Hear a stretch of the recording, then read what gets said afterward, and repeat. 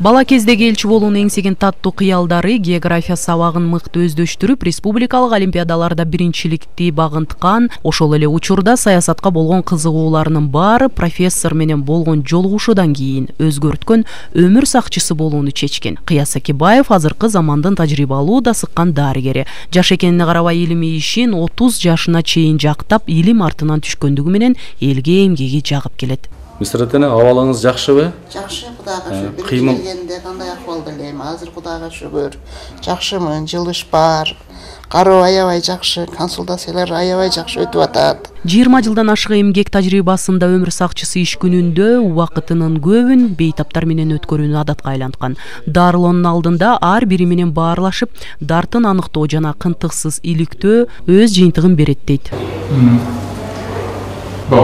Ак халатчандын айтканындай эле пандемиялык кырдаал башталганга чейин элдин дарыгерлерге болгон ишеними жоголо баштаган. Илдеттин жайылышы 2 жыл мурунку кара июль айындагы кыйын абалдан кийин кайрадан изине түшүп, үмүт артып, өмүр сакчыларына болгон урмат сый күчөдү. Баарынан да мамлекет тарабынан көрүлүп жаткан камкордук ар бир дарыгердин талыкпай иштөөсүнө дем берерин айтат. Ал эми медицина жагындагы илимий изилдөөлөр артында жаңыча багыт менен иш алып барып, элдин сырттан дарылоого муктаж болгон ооруларды жеринде сакайтып жатканы да коомчулуктун үмүтүн арттырып келет. Бейтапты дарылоодогу акыркы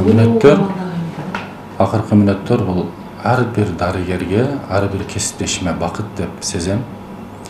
Себеби дегенде биздин ооруларыбыз хроникалык, өмүр бою оору сезгенде келип дарыланып турушкан бейтаптарда бизге келүүнүн эң негизги жыйынтыгы бейтаптар баягы расмий тилде айтканда выздоровление дейт. Бул хирургия эмес да, бизде улучшение дейт.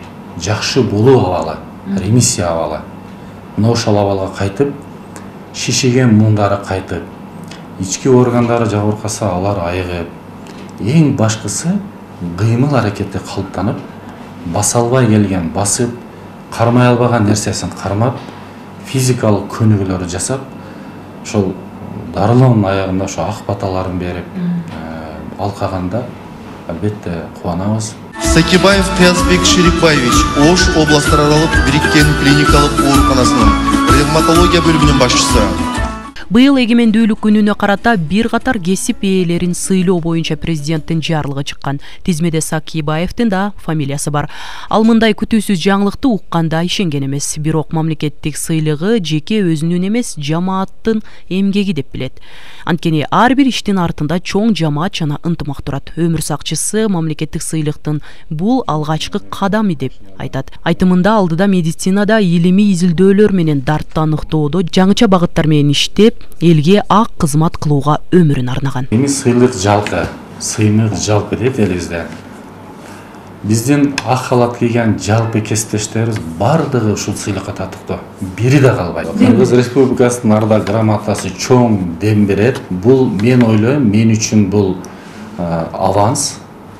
Эмне үчүн аванс? Эмнеге дегенде биз баштай элек, биз кыла элек, биз ниет кылган пландар, жумуштар аябай чоң. 20 жылдан ашуун эмгек тажрыйбасында Сакибаев өлкөдөгү алдыңкы профессорлордон сабак алып, алардан көп нерсени өздөштүргөн. Эми ал бөлүмүндөгү эле эмес, ооруканага келген жаңы кадрларды даярдап, тажрыйбасы менен бөлүшүп келет. Бүгүн аны жаш дарыгерлердин көбү устаты деп билишет. Агай устатыбыз болот. Бизден үйрөткөн нерселер ушу бейтап менен кандай кабыл алышты, туура дарылоо дайындагандарды, бейтап менен жылуу мамилелерди үйрөтүп келет. Анан ошондой эле ревматологиянын эң алдыңкы айтканда современный методы лечения ошолорду бизге үйрөтүп келе жатат. Кандай жаңы врачтарга, дарыгерлерге ушундай биздин агай устаттар өз жолун өткөн көрсөтүп, үйрөтүп келе жаткан туура деп эсептейбиз. Өлкөдө кандай күтүлбөгөн кырдаал түзүлбөсүн ак халатчандар ар дайым даяр турушат. Анткени алардын башкы максаты элдин саламаттыгына кам көрүү. Шайыргүл Борбоева, Айжаңыл Турдумаматова, Эдил Алиев, ЛТР Ош шаары.